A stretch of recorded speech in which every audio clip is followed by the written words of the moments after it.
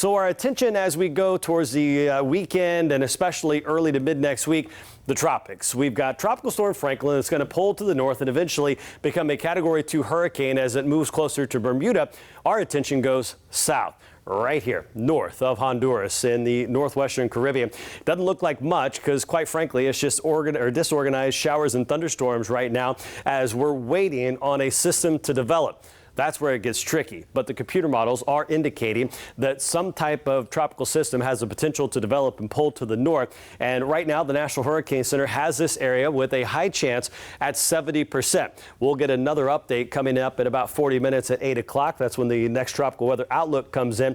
And I want to show you some of the computer models. I'm going to start off with our in-house computer model that goes out through Sunday, a little higher resolution. And you can see this broad area low pressure start to spin a little bit, and it stays near the Yucatan all the way through Sunday. Notice there's not a lot of movement there as it brings some heavy rain towards Cozumel, Cancun, all the way over towards the western shore of Cuba.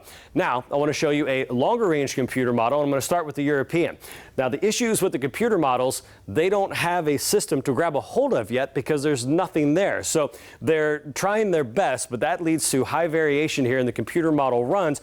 But the European has been a little more aggressive with developing a tropical system as it approaches somewhere here on the western coast of the state. Is it a strong tropical storm? Is it a Category 1 hurricane? It's simply too early to talk about strength. But what we are definitely seeing, increased chance of rain, heavy rain here, and that is what we need. But what we don't need are to deal with any type of damaging winds. Look at the timeline as well. This is Wednesday at 7 a.m. So the European a little slower than it was yesterday. Now the GFS a little faster and a little more disorganized. Notice you don't have those closed isobars. So the GFS is showing an earlier arrival on Tuesday evening, but the heavy rain consistent. And this would be ideal for us, a weak, disorganized tropical depression or storm to bring us the rain.